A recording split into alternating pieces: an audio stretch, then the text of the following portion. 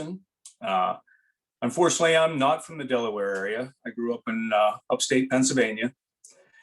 Been in the commercial construction trades for the last 35 years. Been with Smucker Company for the last 15. Now, Smucker Company, we're a wall and ceiling commercial construction company. Building anything from warehouses to hospitals, schools, office buildings. So anything large commercial is basically what we do. We mainly do metal framing, whether it be interior or exterior, cold form framing, drywall and finishing, acoustical ceilings, specialty ceilings, and then the carpentry packages, which usually include wood blocking, doors and hardware,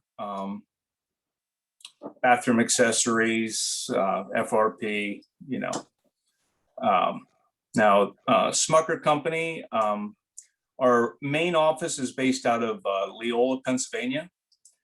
But 2 years ago, we acquired a company from Delaware, and we now have 2 locations, one in Newark and one in southern Delaware that covers Delaware, Maryland, and down into Virginia.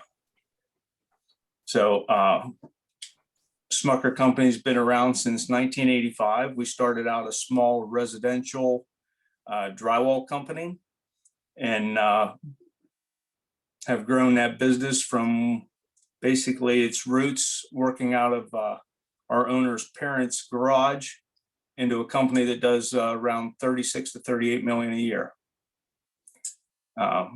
We have a very strong presence, or gaining a strong presence, in the Delaware market. One of our biggest jobs down there right now that I know you're probably well aware of is the Amazon building in Wilmington that's going up. We're in the finishing stages of that one and the very beginning stages of a much smaller warehouse right next to it. But we do have numerous projects throughout both northern and southern Delaware. Very good. And so for a lot of these students that we have on here, a lot of them are just entering their careers.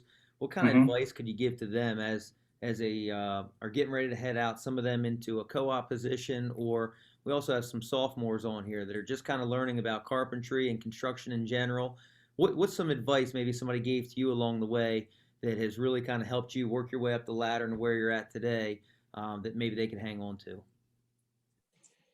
Biggest thing, I don't care what trade you get in, whether it be electrical, masonry, plumbing, heating, or carpentry, have a great work ethic and learn everything and anything somebody's going to teach you. Once you learn a trade, nobody can take that away from you. And you'll always be able to feed your family. There's a couple of different routes you can go in the carpentry field, residential versus commercial. 2 totally different worlds there. Some people really enjoy working with wood and building houses, or you can get into the commercial side, which typically would be a higher paying job. But they are night and day.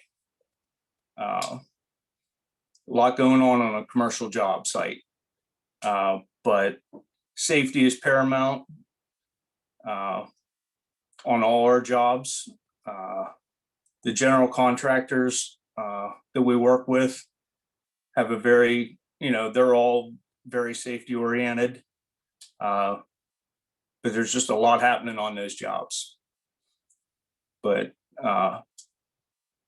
best piece of advice is, no matter where you work, go to work and give it your all every day.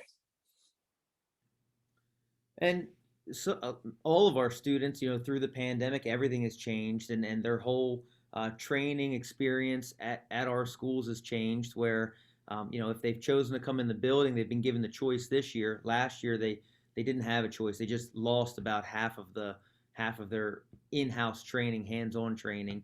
So they may be feeling a little bit behind. What kind of advice or what would you say to that student who maybe feels like they're a little behind in where they should be technical skill wise, but they're still looking to get out and get some experience, but they're a little bit nervous about what that might be, going out there working with adults, and maybe the expectation, they feel like the bar is set a little higher than what they're confident in.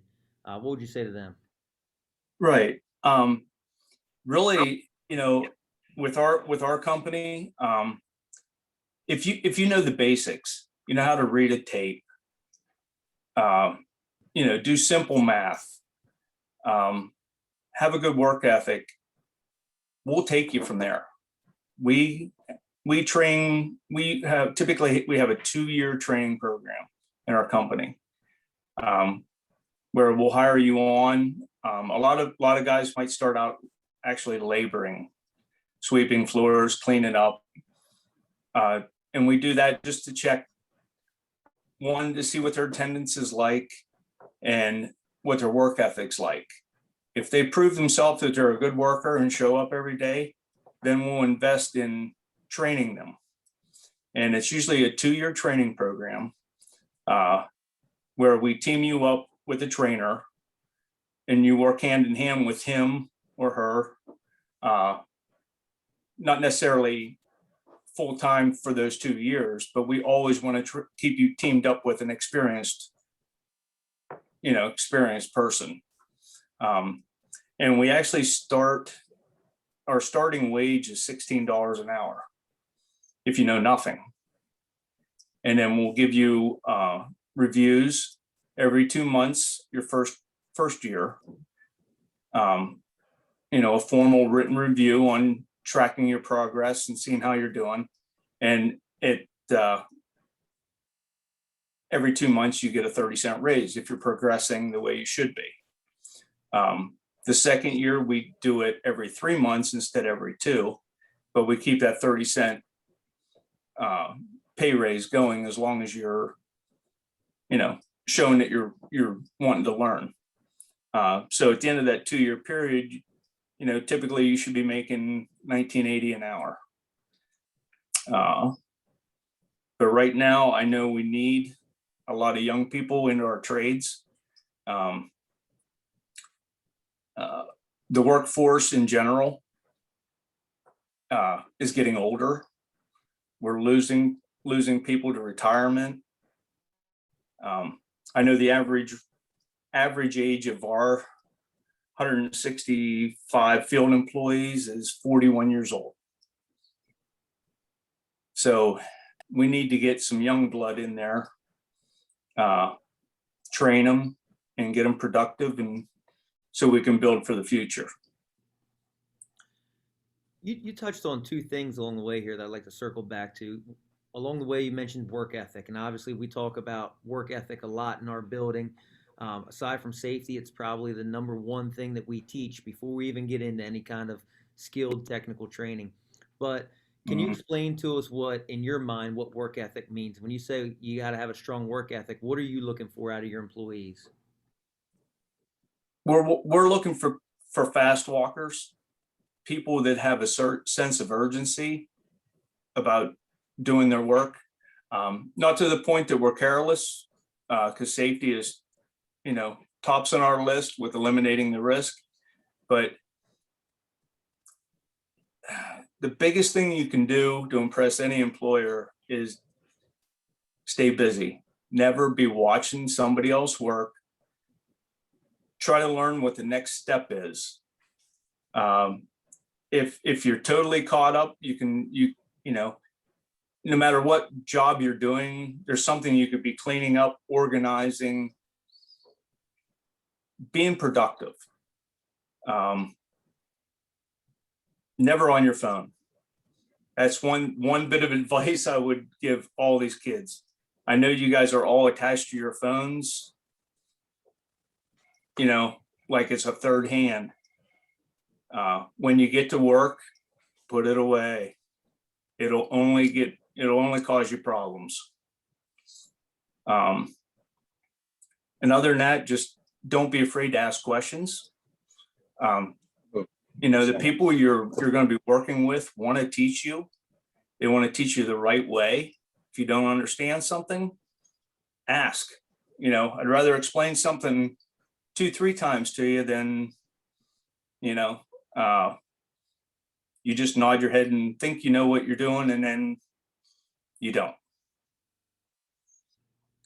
And I'd like to piggyback on that, for all the students that are listening, it's not like we've never been out there and seen this stuff. Rick and his team, your instructors, myself, we come from the industry, from that construction background. We've seen all the little shortcuts, when you go take a 20-minute bathroom break in the porta potty every single day, or somebody sends you out to the truck to get a tool and you're going for 15 minutes when it should be a 3-minute turnaround to get downstairs and get the tool and get back upstairs. We've seen all those little tricks, hiding from work and those kind of things. And sometimes I feel like there are workers out there that spend more time trying to hide from work than they would if they were actually just doing the work. But put your best effort forward. I think you can see the opportunity here that Rick is talking about is available through Smucker, and there are a lot of other companies out there. Those are some of the things we're talking about with work ethic.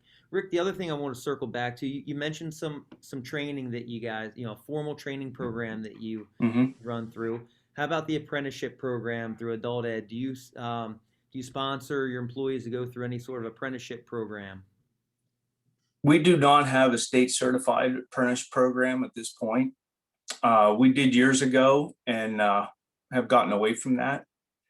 But we feel we handle everything in-house and really put an effort forward and can turn guys out very quickly in our trades. So if they want to learn, come with the mindset that they want to work hard and learn, man, we're glad to teach them.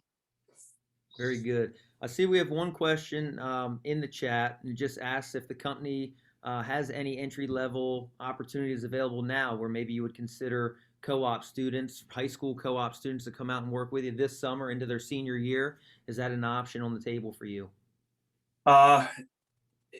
It is.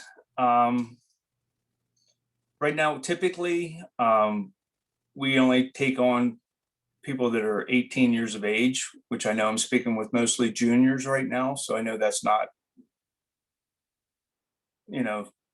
probably the case right here. But if anybody is close to 18, or maybe we can look into that a little more with our HR department and see if that's possible. Working through you guys, we might be able to accommodate that.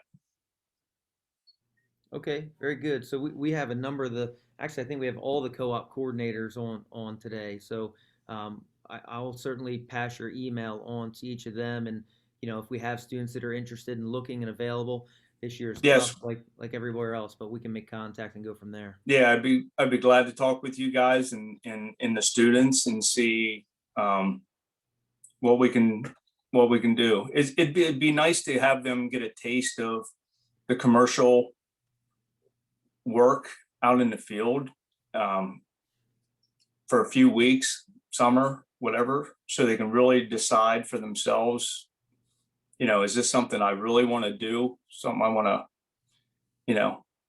get all my attention and move towards. Yeah. Very good. Do any of the instructors, co-op coordinators, students, anyone have any questions or anything to follow up with Mr. Gabrielson with? If you do, feel free, raise your hand, or you can unmute and go ahead. Certainly the chat is still open if you wanted to type it in there rather than ask as well.